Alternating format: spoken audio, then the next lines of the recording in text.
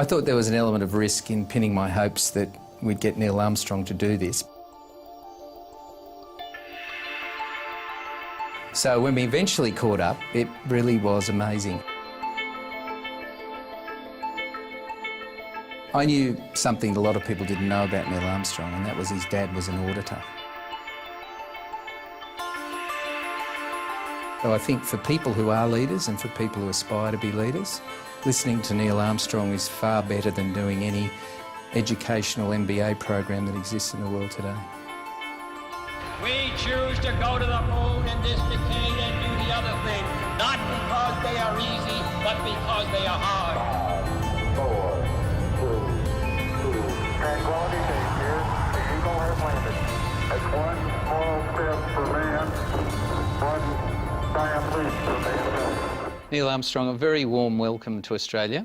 Thank you so much. The words determination and destiny keep coming to me, and the way in which your life's unfolded, I'm not quite sure of the order of those at times, but certainly your first air show at 2 years old, your dad took you to, your first aeroplane flight with your dad at 7, and your pilot's licence at 15 tells me a lot about determination. Yeah, I had become fascinated with the world of flight as an elementary school student, and determined that somehow I wanted to be involved in that. And as I learned more about aviation, I thought design, that would be the epitome of an aeronautical career, to be a designer, and so that's what I strove for. And in terms of your mum and dad, Stephen and Viola, your dad was a public servant in Ohio and travelled a lot in his role. What did your parents collectively teach you and give you as a foundation? Well, my father was an auditor, and he audited the books of county governments across the state where we lived, the state of Ohio. And so we were a transient group. My father moved the family along with him as he moved around the state while we were young. And I think they were very accommodating. They allowed me to pursue my own interests, and I'm forever grateful that they gave me that freedom. They didn't try to dictate to me what I should do or where I should go. And your childhood, what fascinates me about it is, and we've had these conversations before about your rather heightened fear of death as a child, and concern that if a pet died you didn't really want to confront it, is not necessarily what would appear to be the man who would take all the risks he took in adult life. I mean, that's quite a fascinating... Well, I think many younger people are uncomfortable with the thought of death, whether it be themselves, their relatives, or their pets. And I've shared that uneasiness about facing the reality of death. And it took me some years to sort of circumvent that concern. So then, of course, Neil, you flew 78 missions in the Korean War, and again took some chances. What are your reflections on the risks you had to bear, you and your colleagues? The risks in combat are substantial, and I think in general they are higher risks than I faced in my test pilot work or in my astronaut work. And the consequences are severe. There's a good side and a bad side. The bad side is that you lose colleagues, and that's painful. Good side is you create very strong bonds with with your colleagues that survive, and those bonds exist throughout your lifetime, and I value those experiences very highly because they build a lot of character, they build a lot of backbone, and you are a better person for having learned to endure that environment, that situation, and those risks. So Neil, your test pilot career was as everything else in your career, a distinguished one. But tell me what a test pilot feels and what it does feel like to get in those jets, as you did so often, the exhilaration, the moment, the responsibility. The test pilot is solving problems. He's looking for inadequacies or shortcomings or barriers to substantial safety and increasing performance in flight. And his job is to identify those problems and assist in finding a solution. So it's a problem-solving job. And you're always working with the unknowns. And I found that a fascinating part of my career path. I really enjoyed the opportunity to contribute in some way to the solution of problems. The history of humanity has been, slowly increasing the boundaries of knowledge and knowing more and more and more and feel comfortable inside there, but at the edges, it's always going to be a challenge. Yeah, absolutely. And to those edges, your first flight, one of your first flights in your B-29, now being an accountant, I can do the numbers, and if one engine out of 4 is working, I'd be worried, and that's without any pilot experience. What happened that day, and how did you work through the problems? I was a pilot of one of the 2 pilots of the B-29, carrying a rocket aircraft to altitude where we would release the airplane, and it would go doing the testing, and we were just providing the service, get the rocket airplane up to a starting point. And we were somewhere up above 30,000 feet when the governor on one of the propellers failed, and the propeller started running away, that is, going faster and faster and faster. And of course, at some point in time, it's going to explode. And so we had the choice of either slowing down to try to slow down the propeller or speeding up so that we could drop the rocket. We chose the latter, dropped the rocket, and almost instantaneously thereafter, the propeller exploded and blades cut through it was the far right engine, cut through the number 3 engine, cut through the fuselage and the number 2 engine, and left only the number 1 engine running. That's an uncomfortable position, 1 out of 4.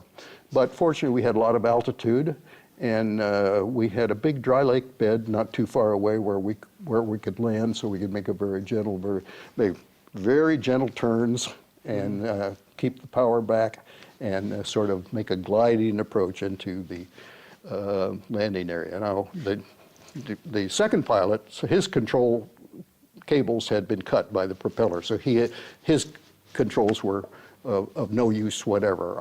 I still had control, so I was flying the airplane and he was doing the thinking. And when we got to the ground and looked at the airplane afterwards, we found that my cables had been cut too, but there were still a few strands of the cable left. So we were very fortunate to have survived that situation. Extraordinary. And look, another example, I guess, was in the lunar training when you had to eject from the rocket within seconds of your life, as I understand it. Take us through that. We needed something to simulate landing on the moon. The moon has no atmosphere, so you're flying in a vacuum, and the gravity is much lower. So the characteristics of a flying machine in that environment are very different than they are here on Earth. And we felt we had to understand those variations and be able to feel comfortable in flying the lunar module to the surface of the moon in the actual conditions. So this device did provide very good training and experience in that mode. Unfortunately, it was a complicated machine with a lot of different rockets and wires and claptrap of all this, and it consequently was subject to malfunction. And one of those malfunctions snapped on me one day, and I lost my control system. And you know pretty quickly that it's time to go and to part company with your friend. And I did that, and The ejection seat worked very well, fortunately, and I bit my tongue, but that was the only real damage. And as I understand it, as the legend goes, and you know that's a term I like using when I speak with you, you basically just went back to work. Well, yeah, there was work to be done back at the office, and so I thought I better go get on with it. I'm trying to line that up with the modern era of occupational health and safety, and it's just not working for me at the moment, Neil. That's extraordinary. We've got some footage that I want to play to you that John F. Kennedy was speaking about the mission and about the vision. This was early in the 60s. But why, some say, the moon? Why choose this as our goal? And they may well ask, why climb the highest mountain? Why, 35 years ago, fly the Atlantic? Why does Rice play Texas? We choose to go to the moon. We choose to go to the moon.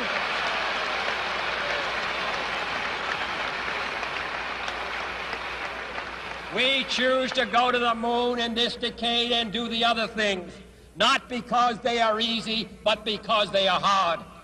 Because that goal will serve to organize and measure the best of our energies and skills. Because that challenge is one that we're willing to accept, one we are unwilling to postpone, and one we intend to win, and the others too. The extraordinary time in the US at that time, you had the president of that ilk, you had politics, the administration, science, the community, all on song for this vision, all on song for that plan. What was that like? Well, you have to appreciate the context. The Soviet Union had successfully put first a artificial satellite into space, and secondly put a man into orbit around the Earth. We were trailing. We had put only one flight, Alan Shepard, on a short 20-minute suborbital flight up to about 100 miles altitude and back down into the ocean. Never had a person in orbit. And now the president was challenging us to go to the moon. The gap between 20 minutes, a 20-minute up and down flight, and going to the moon was something that was almost beyond belief, technically. But NASA was a new organization, only about 4 years old at that point, had done a lot of thinking about this. And they identified the lunar landing as perhaps the only way we could catch up with the Soviet Union. And as the president said, we were going to get in this game. He was saying, this is a new ocean around it. This is the new ocean, and we must sail upon it, and we must be a leader on it. And that caught people's imagination, because at that time we had the ideological competition between East and West, and concerns about the future of all humanity on Earth. So it was a very big thing, not just technically. It was sociologically a very big thing, and the challenge was enormous. So to be able to get the agreement of not only the government, but the will of the people to go along with that idea was quite striking.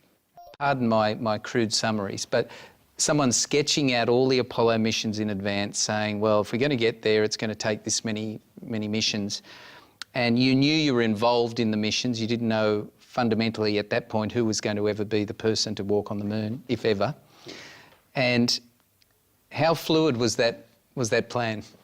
It was very, very fluid. First, the first Apollo spacecraft was on a pre-flight test with the crew in the module, atop the rocket, on the pad at Kennedy Space Center. But then, it was Cape Canaveral. The cockpit was pressurized to 1 atmosphere with pure oxygen, a little over. And a spark ignited some of the flammable material in the cockpit. The hatch was an inward opening hatch that the crew was unable to quickly open, and the crew was killed in the fire. It was a tragedy. And it was going to take us a long time to recover from that. We clearly had an unsafe spacecraft. We had to redesign it and rebuild it, and it was a 2-year delay. Now, there were only 4 years left to the end of the decade at that point, so we're losing half of the time in the race to the moon. But there was a benefit. Every advantage is accompanied by a disadvantage, and every disadvantage, every cloud has a silver lining. So we were looking for the silver lining. The silver lining we got was that we had 2 years to improve the spacecraft, not just the fire resistance, but a lot of other things in the system that really needed improving. So we could attack those and make a gigantic improvement in the quality of the spacecraft design and its construction. All the flights changed somewhat during the evolution of those flight periods. The second flight after the first flight was an 11-day flight to make sure that the command module had systems that would run for the length of a lunar mission. So they flew 11 days, and that worked well. And the next flight was going to have a command module and also a lunar landing module on it. But the lunar landing module was behind schedule, and it wasn't ready for a flight in 1968. So a very bold decision. They decided they would take the next flight on a third flight of the big Saturn rocket. The first two had been unmanned and not perfect, but a few problems that they worked out. Not only take the third one and fly it with humans on it, but take it around the moon. An enormously bold decision. But that moved our program along a lot further, because now we knew we could navigate proved that we could navigate to the moon, that we could communicate at lunar distance, and that that crew could take pictures of the potential landing sites and see what might be a good plan for future flights. It's extraordinary to hear all this and to know how short a period of time this knowledge growth was taking place. Oh, it was multiplying like mushrooms. Yeah. I'm surprised you ever got to sleep. So what happened then? I mean, so how long before you knew that the likelihood, or the team knew the likelihood, that 11 was going to be the land and war? Well, I was the alternate or backup commander for the flight around the moon, Apollo 8. Right. And as soon as they took off, I was out of job, of course. And the boss called me in a few days later and said, "Would you take the third flight down the road?" 11. No, 8 was in the air. 9 was in the hangar yet. It hadn't started to fly. And 10 was, the lunar module had not flown. There was no way we could predict what each of those flights would do. It was going to depend on the success and the accomplishments of each flight along the build-up period. But Apollo 8 worked well, 9 worked well, 10 did far better than expected, took a lunar module actually around the moon and tried out its propulsion systems and its navigation systems and communicating with 2 spacecraft simultaneously. All these things were accomplished in just those 4 flights. And so a month before the launch of Apollo 11, my cruise flight, we decided we were confident enough that we could try an attempt on a descent to the surface. And I should say that I thought we had a 90% chance of getting back safely to Earth on that flight, but only a 50-50 chance of making a successful landing on the first attempt. There's so many unknowns in that descending from lunar orbit down to the surface that had not been demonstrated yet by testing, and there was a big chance that we didn't understand something in there properly, and we had to abort and come back to Earth without landing. It's a risk-reward equation, and you're able to accept a level of risk so long as it's commensurate with the reward that you will get by achieving the goal that you're after. Absolutely. And that's kind of the balance you always make. Did you ever allow yourself, the luxury, and for the time I've known you, I suspect you're going to say no, but did you ever allow yourself the luxury somewhere between 8 and 11 of dreaming of the fact that you guys may be the team that actually does the deed? No, I can't say that I did. I told you you'd say we were focused on progress and Yes. making those incremental steps, thousands of little incremental steps that got you closer. Yes. And we're looking for success in those steps and not focusing on that end goal too much. So, there's the phone call. Neil, it's 11, you're the commander. Your reaction at that point? Well, you know, I was asked by the bosses, do you think you and your guys are ready? Is there anything that you're really concerned about that you don't think we understand well enough that we can't go on? And so I was involved in those discussions, and I have to say, well, you know, it'd be nice to have another month. But we were in a race here, and there was some evidence that things were going on among our competitors, and we had to take the opportunity we had it. And I had to say, no, we're ready. We are ready to go. Let's go to some footage, because this of course is the launch where all of this emotional journey you took the world on. Breakfast, medical examination, suiting up. Neil Armstrong, Commander, Apollo 11.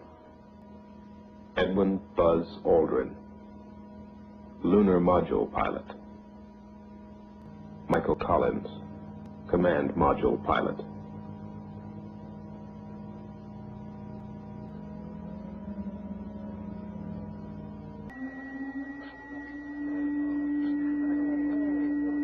The vehicle starting to pressurize as far as the propellant tanks are concerned, and an automatic sequence as the master computer supervises the third stage completely pressurized.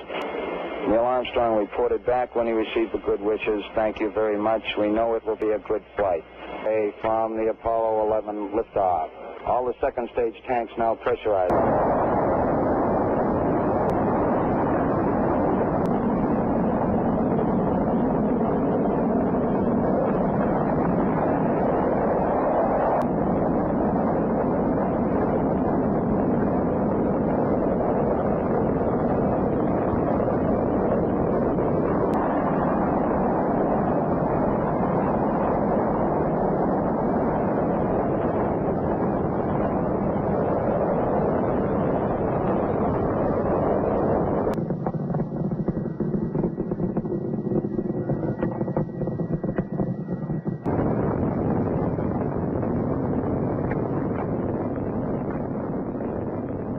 Neil, what I saw in that footage was three, and perhaps I'm getting to an age where everyone looks young too, but I saw three young boys really who'd done so much work and who were taping up and getting ready for the adventure of their and the world's life.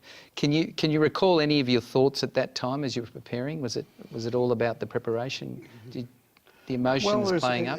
It's a time of meditation and a time when you're focused on what you're really trying to do, but at the same time, there's a certain amount of relaxed atmosphere, and the reason is these rockets usually don't go off on time. Neil, I was really excited up to this point. So you're thinking, well, we'll get down to 2 minutes, and then they'll call a hold, and then they'll cancel the flight, and we'll go another day. So don't get too excited here about this one. So there was a sort of a built-in look. We're doing our best. It's likely not to happen, so we'll look the part and see what happens. And you're always surprised when it actually lights and you go. So tell me, in relation to the noise of all that's going on, particularly from ground to the next hit, what sort of noise are we talking about? Oh, the noise at liftoff from the pad is extremely loud, and you get not only the noise of the engine, but the reflected noise that's coming up off the ground. And so consequently, until you fly out of that reflection after about 30 seconds, it's very difficult to hear anything. even with our special helmets and earphones and so on. But after you get out of the reflected sound, it gets pretty reasonable. A very shaky ride in that particular rocket, the Saturn V. Saturn V was a 3,000-ton machine, and that's with an energy enough to more than that to lift you off the pad. It's an environment that's interesting. Very shaky ride in the early part of the launch through the first stage. The second and third stages are just as smooth as the first stage is shaky. In terms of layman meets Neil Armstrong, which is this moment for me, what happens on give me an idea of what happens on sleep patterns. Is there such a thing? Sleeping? Sleeping? Yes. We had a question in our own mind. We have this complicated spacecraft to operate. Are we going to have somebody awake all the time to run all the switches? What we would like to have done is sleep simultaneously and just put the craft on autopilot, and that would be most efficient, we thought. And the problem is that if we all went to sleep and then the spacecraft drifted off attitude somehow and lost antenna lock with Earth, they wouldn't be able to communicate to us that we had a problem if anyone came up. So we said, how can we solve that problem? We talked about the concept with the computer guys and the simulator guys, and they thought maybe we could spin stabilize the craft like a rifle bullet, and it would stay on path, and we'd have the antenna pointed right back down toward Earth. And the question was, well, would it last us 8 hours while we were sleeping? Could it be done? They duplicated in the simulator and determined that in fact you could spin stabilize it for 8 hours, and you wouldn't have to spin it very fast. Very, very slowly would be enough to keep it on attitude, and we could keep emergency contact with Earth. And it worked. So that's what we did. We slept simultaneously, and then we could operate full efficiency for the other 2/3 of the day. And in terms of the camaraderie that you build on a mission like that, not just that you're on a mission to the moon, but the nature of it, you're all still alive and well, and that's fantastic. There must be something about lunar travel that's good for longevity, I'm thinking. Well, I hope that's true. We were a congenial bunch, but really focused on the job. We really could not afford the luxury of diverting our attention away from our primary responsibilities, because problems usually occur when you least expect them. Yes. And you can't get complacent. You have to keep paying attention, and we were very determined to keep paying attention. Yeah. So Neil, it's coming time to land, and as that process begins, you've got a computer malfunction telling you there's something wrong. What's the process you followed at that point? Yes, the lunar descent from lunar orbit down to the surface is a very complex part of the overall flight, with a lot of things happening simultaneously and not a lot of time to consider abnormalities when they arise. In the middle of the descent, our computer did complain at us that it was having a problem, but it didn't admit responsibility. Sounds like a modern computer. I have to admit, I didn't understand the nature of this particular alarm. We had the computer had a lot of kind of complaints, but I didn't know them all. This one was unusual. And we asked Mission Control on Earth to help us solve the problem, and they didn't take very long to say, you're cleared to continue. that it was an overload problem in the computer, but the central part of the computer that was doing our calculations of our position and our navigation was working properly, and that was good news. So we continued on toward the landing site, but then the computer showed us where it intended to land, and it was a very bad location. It was on the side of a large crater, about I suppose 100 or 150 meters in diameter, and with very steep slopes covered with very large boulders. Not a good place to land at all. So I took over manually and flew it like a helicopter out to the west direction, and got into a smoother area with not so many rocks, found a level area, and was able to get it down there safely before we ran out of fuel. Yeah, within what, 20 seconds or 40 Something like seconds? 20 seconds of fuel left. It's almost like you were planning to prepare a movie here, because everything was just on the edge of everything. Yeah. So the craft's landed. Is there a moment where the three of you, at least momentarily, acknowledge that moment? Is that... Indeed, we took it was a handshake. You really went to town, didn't you? Congratulations, we made it this far. Yeah. But there was a lot of work to do at that point, and we couldn't luxuriate in those feelings. And including getting home. Yeah, exactly. Well, at the moment, we didn't. We concerned that because the lunar surface is so warm, it's over the boiling point of water, and substantially. And so the heat of the surface could affect fluids in the systems of the lunar module adversely. We had to be very cognizant of potential thermal problems that might be in existence, and if it was going to get worse, we were going to have to take off immediately and get out of there. But that worked out pretty well. There were these concerns, but they seemed to be working out satisfactorily, so we agreed that we could stay on the surface a bit longer, but we were going to keep an eye on it for the first several hours. And your words, people have professed as to why those words and whatever else. So were you, as you were coming closer into land, were they coming to mind? No, I didn't think about that until after landing. I had no confidence in our ability to get down safely yet, so I didn't bother thinking about that until after landing.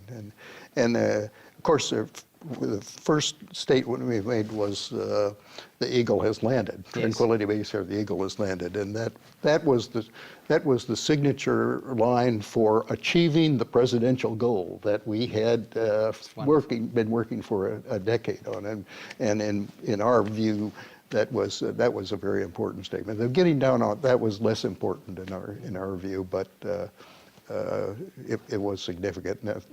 We actually touch your boot into the sand and recognize that it's okay to stand there. That's one small step for man, one giant leap for mankind. So you now then went and did the famous walk to plant the flag, but also to respect those that had been before and attempting to reach the moon and had been involved in the process. Tell us about that. Yeah, we recognized that we wouldn't have been there if it hadn't been for our competitors. Yeah.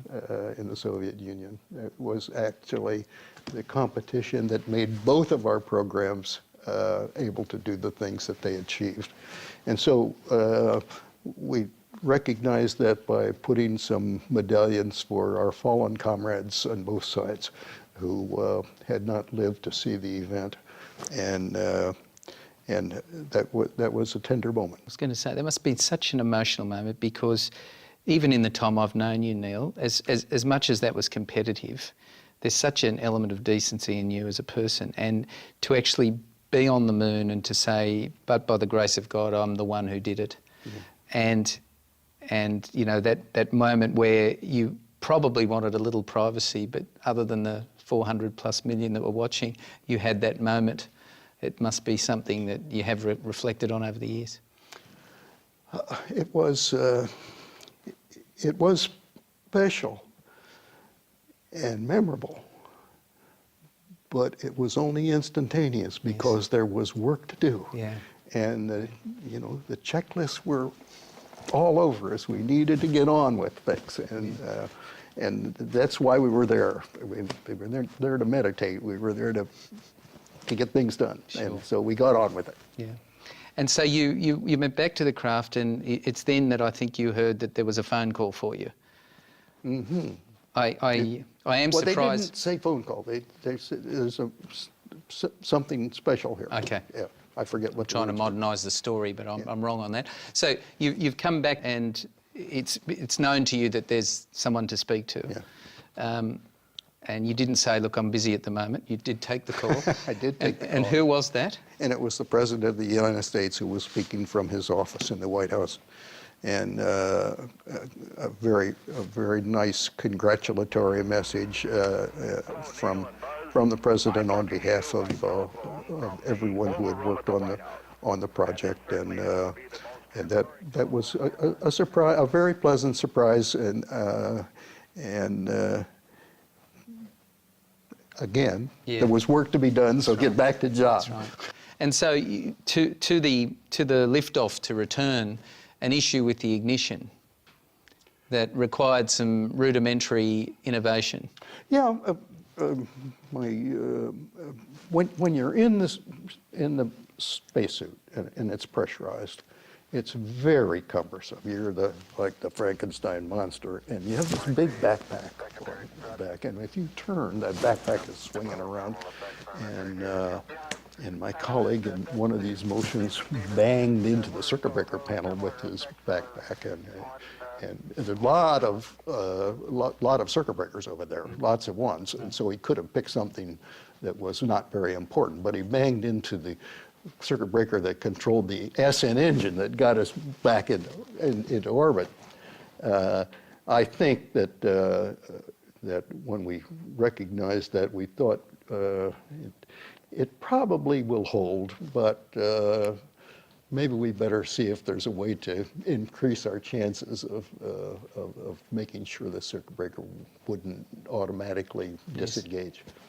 So we took a piece of a plastic pen, a magic marker kind of pen, and made a little crutch to hold it in place with that. I think if they'd asked any of the 400+ million that were watching that they're just about to insert part of a pen to ensure they get home, they wouldn't have believed it. They wouldn't have believed it. Well, I really think that had we not done that, we'd still been all right. But it was just insurance. It's nice to get a little insurance now and then. On landing, of course, there was celebration that, to a great extent, I don't think's ever stopped. And ever since that time, there have been people who have claimed that never happened. And imagine that, after all of the effort and all the passion, that there are still people that would say that. What was your initial response to that when I talked to you? You said something fascinating about the number of people that were involved in that project. Well, I don't recall what I said, but people love conspiracy theories. Yeah. I mean, they are very attractive. But it was never a concern to me, because I know that one day somebody's going to go fly back up there and pick up that camera I left. And so that'll be sure that... Well, look, I recall, and I think it was a fantastic response, and that was, because I'm hanging off every word you say, Neil, you see, I remember, and it was around about the fact that 800,000 staff at NASA couldn't possibly keep a secret. That's right. And knowing how people work, I think that's so compelling, I can't tell you. But in that conversation as well, you alerted me to the fact that someone has put together the most marvellous combination of your landing against Google Moon mapping, which side by side clearly endorses not only that, but every crater, the flag. There's been no property development. We've just decided when we looked at the footage. It's opportunity. Yeah. So let's just have a quick look at it.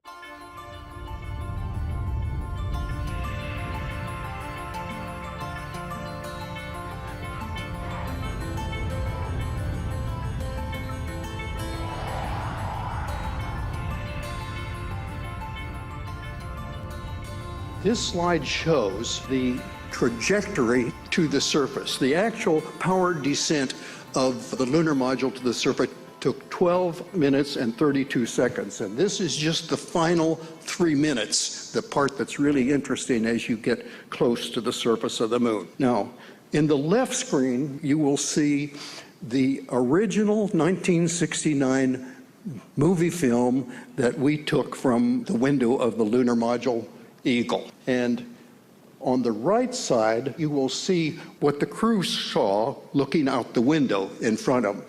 Now, there is a shaded area there that shows you the exact duplicate of the area that's on the left, so you can compare the craters and see if they are duplicate of each other. The one on the left took place 42 years ago. This pictures on the right took place in the last 2 years. Okay, we've been descending. I should tell you, you'll hear the crewmen talking. They're my co-pilot giving altitude and descent rates, and you'll hear people in the background talking from mission control on Earth. We've been descending about 2,000 meters a minute. We're now down to about below 1,000 meters in altitude.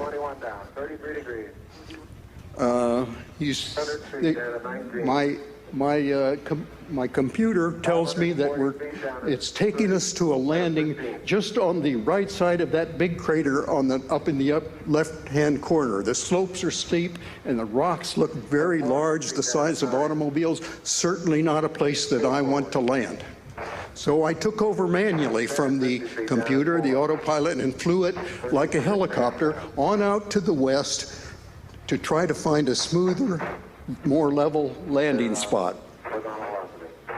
The computer is complaining now and then. You'll hear caution alarms, 1202s and 1201s, which is telling us the computer is a little bit concerned about its operation, but everything looks good, and the people in mission control tell us we can continue.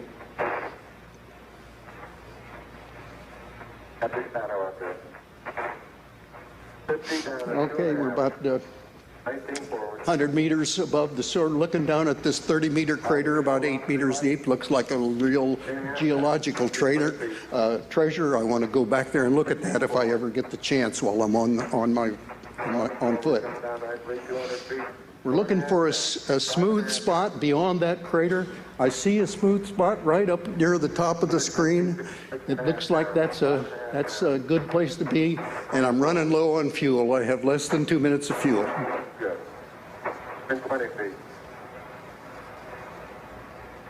Getting down below about 70 meters now. 50 meters, still looking good. In the left side, you will see in the old movie that the rocket engine is starting to kick up some dust off the surface. Lights on. Down 2.5. Get a 30-second fuel warning.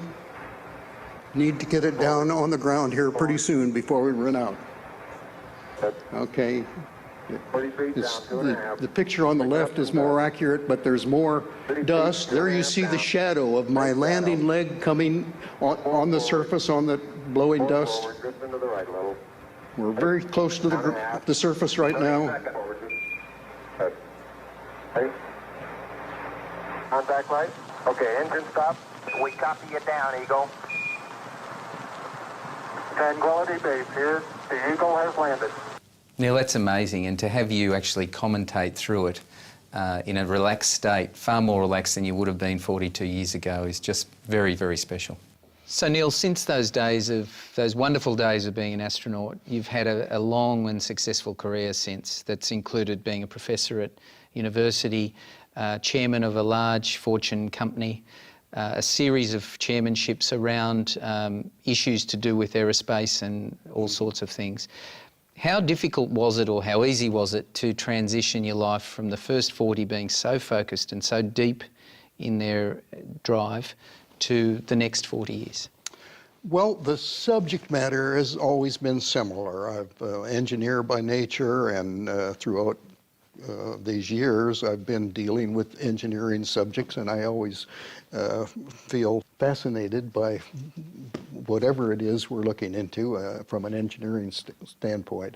I have to say that now and then I miss the excitement of being in the cockpit of an airplane and doing new things, but I've come to accept that and found a lot of satisfaction in solving problems outside of the aircraft.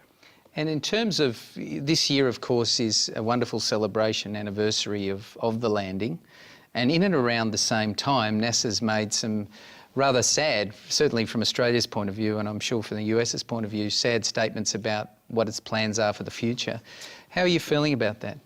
Well, I'm substantially concerned about the policy directions of the space agency, which are in fact directed by the administration, and we have a situation in the states where the executive branch and the legislative branch, the White House and the Congress, are at odds over what the future direction should be, and so they're sort of playing a game, and NASA is the shuttlecock. They're hitting back and forth as both sides try to get NASA on the proper path.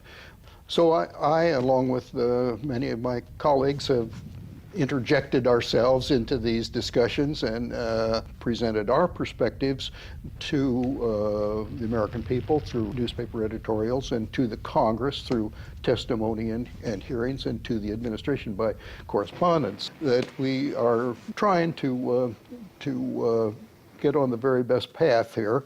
I think that we've made some progress, but there's much yet to be done, and I'll continue to interject myself into those roles. Because this battle, and I've mentioned to you before, when I'm in the US, I'm stunned by the instant news world that's been created there, the short-term thinking. Something like a NASA project, if you look at what it did to you as a country in the 60s, would give you something to aim for that's beyond tomorrow, you know, beyond just tomorrow, and almost redefine the country again and give it vision. Well, in addition to that, NASA has been one of the most successful public investments in motivating students to do well and achieve all they can achieve. And it's sad that we are turning the program in a direction where it will reduce the amount of motivation and stimulation that it provides to young people. And that's a major concern to me. And that's never a good thing to do, but at this time in the US, and so that we wish you very well with that challenge, and if there's anything we can do nationally to help, you just call me. Thank you. I'll do my bit. I will certainly do that. It's your message that is so profound, Neil, and I do want to say to you at a personal level, you know, I made some effort to come to meet you, to ask you to come to Australia. I did it ostensibly because your courage, along with your colleagues, your vision, your president of that time, and everyone was such an exemplar of what we could do as a human race. And you did that. You then became you stayed a very humble man, and there is so much you need to keep talking about to ensure that leaders of today actually see what it's like to be a leader. I know you don't like talking about yourself, so that's why I'm doing it, but you really do have an extraordinarily important role in the next 20 years. And I'm so convinced am I that that's the case, that I will fly with you on a glider on your 100th birthday, because I know you still do that. That's the risk I'm willing to take, because you have much work to do. Neil Armstrong, you're a wonderful man. Thank you very much. Thank you so much. Thank you. Thank you. You know, Neil Armstrong, the courage, the vision, the process drive, the capability, the belief, the dream, we weren't going to miss out in having Neil Armstrong speak at our 125th anniversary.